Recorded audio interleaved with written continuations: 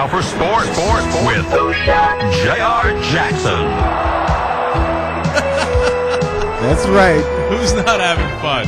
All right, JR, I understand the Patriots have been naughty, nasty boys. Why? What do they do? The Patriots, with genius coach Bill Belichick, have been caught cheating, and they've been caught cheating, confirmed by Roger Goodell, the new commissioner of the NFL, of cheating in the very first game against the Jets in New York. Oh, I didn't know it was confirmed already. It's been, yeah, they confirmed it yesterday that they were caught cheating, and then so the Patriots have to, later on this week to basically give their side of the story.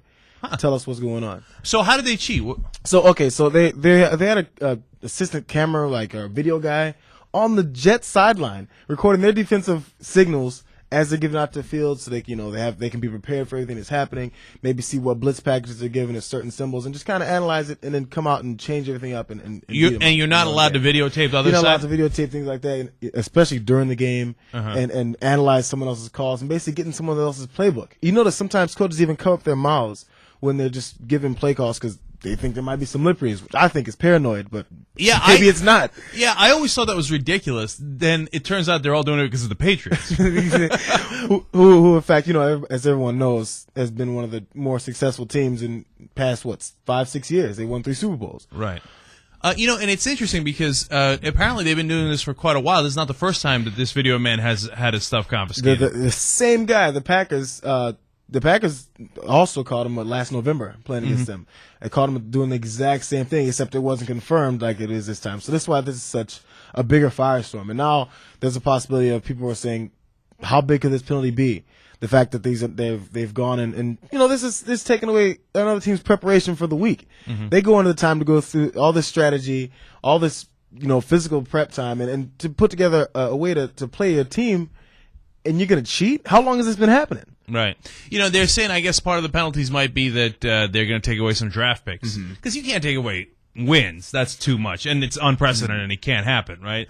But taking away draft picks, I think that makes sense as a punishment. I wonder if you can take away since it's been one win, and since of course you can't take away wins in the past or say, oh, I bet they did it against the Packers too. You can't, please.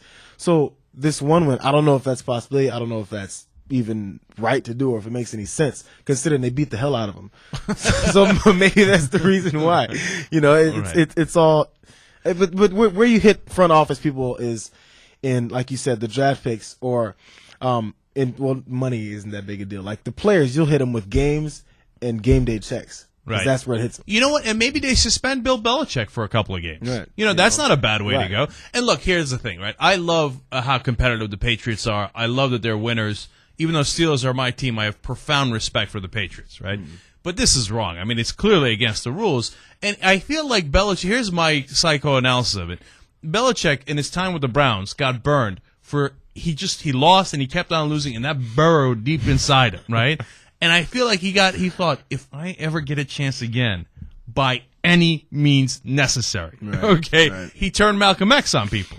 And so I mean, he's sitting in the Patriots locker room with like that AK-47 or whatever that Malcolm had in that picture, and he's like, "Man, I'll tape him. I'll do this. I'll do that. I'll do it by." And the thing is, though, that's stupid because if you cheat to win, then what's the point of winning anyway? Right. I always thought I know that there's a lot of money involved. I know there's prestige and stuff, but in the real world, like when I play a game, if I cheat to win, then why did I bother playing in the first place? Right. I mean, what's the point of the competition? When it's a competition as high as the NFL, and you continue to do it, and you keep on doing it, and you're in the spotlight. You got baby boy Tom Brady on your team. The whole spotlight's on you. Everybody touts how amazingly genius this coach is.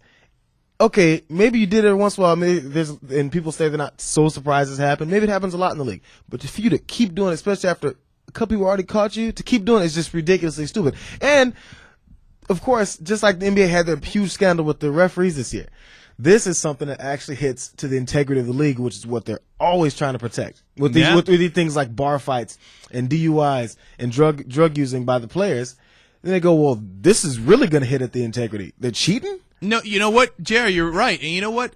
I know the Michael Vick thing is worse for gut reasons for a lot of people, but as far as the integrity of the game is concerned, this is worse than Michael Vick because the dogs aren't on the field, right? And here's the Patriots, 3-time world champion Patriots cheating. And this is a phenomenon that happens with a lot of people who are, who are successful. They're so driven, they have such willpower that they take it over the top. They just don't know when to stop. Right. And the fact is, you're going to ruin your credibility and your legitimacy and your whole dynasty that you've built up because you want to have another 2%, 5% edge. It's crazy. You'd win anyway, man. You crushed the Jets. You'd have won those games anyway. And especially after they caught you the first time, you got to reel it back in. You're nuts.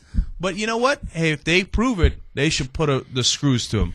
Give them as maximum punishment as you can without taking away games because that's crazy. All right, Young Turks.